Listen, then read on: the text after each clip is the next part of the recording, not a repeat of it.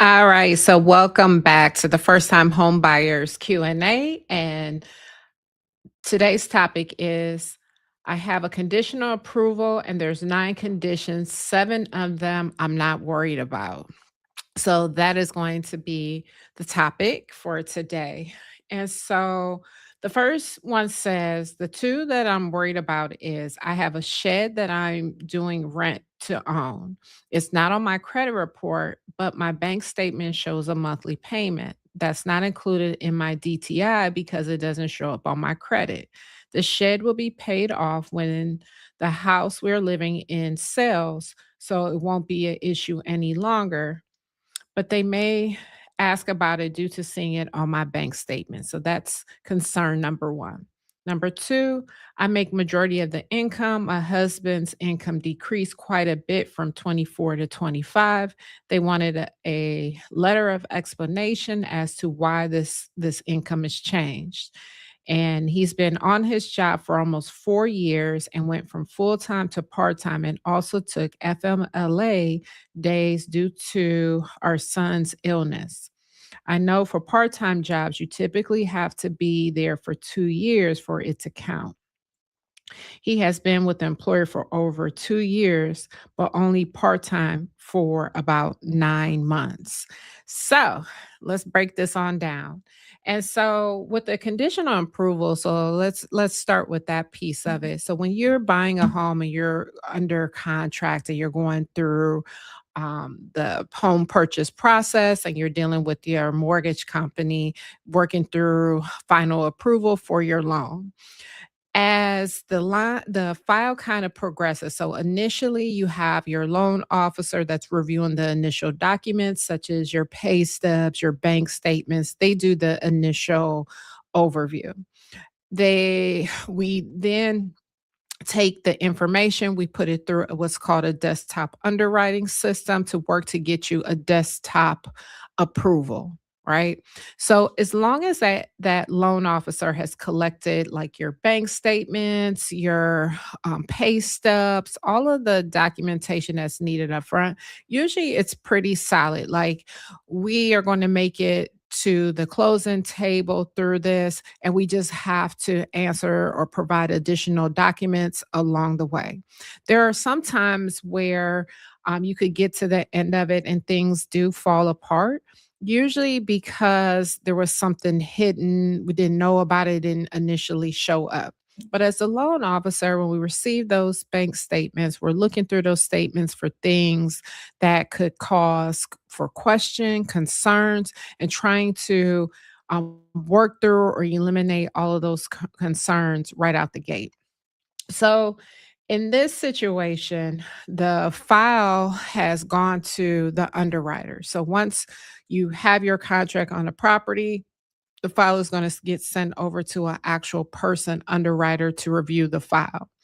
And as the underwriter is reviewing things, they may respond back with what we call conditions. As part of those conditions, it says like we give you conditional approval as long as you clear up these conditions. Oftentimes, it's just questions for clarity, things that they're seeing to make sure it's well documented in your file. Anytime that there's a change, you have a home inspection on a property, and that home inspection comes back and you guys decide to negotiate to lower amount, or so is going to take care of some items, that addendum is written up, and then as your loan officer we have to submit that back into underwriting to clear. Anytime a file is going back into underwriting, it's typically 24 to 48 hours. And over a course of 30 days, if that happens, that can eat away at the time to close very easily. It seems like, just a couple times, but these files go in and out of underwriting quite often, a lot of times. And when there's changes to a contract, it has to go right back into underwriting. They review things, they may have additional questions, and so they have these conditions on the file. So this young lady is saying that it came out of underwriting with 9 conditions. Of the 9 conditions, 7 she's not concerned about. Maybe it's just something simple as needing an updated bank statement or a transaction history, something like that. So one of the ones that she was worried about that we'll address is the shed. So a couple things could happen in this situation. If she only has, I don't know, 5 payments left on the shed, under 10 payments or so, the loan officer may be able to just completely disregard it, but we still have to address it. So just giving an explanation like, no, this will be paid off in a couple more payments, 5 more payments, 7 more payments, and the loan officer and the bank will be able to just not or exclude it from the transaction.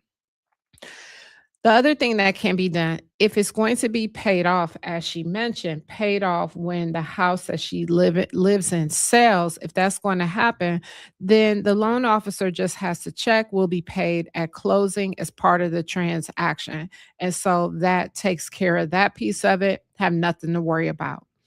If that loan payment for that shed is going to be around longer than, let's just say, the 10-month period, then the loan officer will have to include that in your debt to income ratio, which could potentially affect your pre-approval or the loan approval overall if that kind of puts you out of whack for your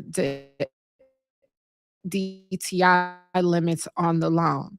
These are things that we want to make sure that the loan officer is kind of catching these things up front so they can be addressed early on in a transaction versus later by doing things like reviewing those credit reports as it comes in.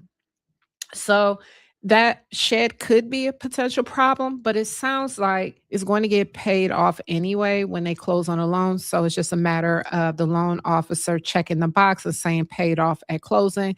And she just needs to provide an explanation that that is what the intention is, and that can clear that up. The second part of this was that she makes majority of the income and, her husband's income decrease. Now this one I kinda question because, if the loan officer built out the file initially and pay stubs were provided to, the loan officer for the husband, this should have been caught right away. When we receive pay stubs, we're looking at how many hours does the pay stub report that they are working.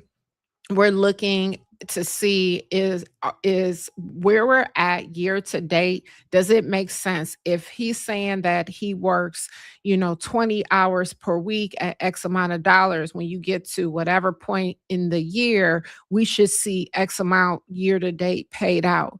When that number does not reflect that on there, then that's a cause for concerns and should have got caught early on to make sure that we're not using too much or way more income than we should have been using in order to get an approval. And so another thing with this, if the husband is going back to working normal hours, you could potentially get something in writing from the employer saying that, yeah, he's back to working. Even if it's part-time hours, he's back to working those full part-time hours, explaining that, once a family member or one of the kids was sick and they were dealing with that, and writing that explanation. Would need a little bit more detail on that situation, but, the for sure, the loan officer should have counted that as part-time income, if it could even count that income at all for the husband, and kind of, decide at the beginning so that you don't over approve, giving them a higher pre-approval for it to have to be rolled back right in the middle of a transaction.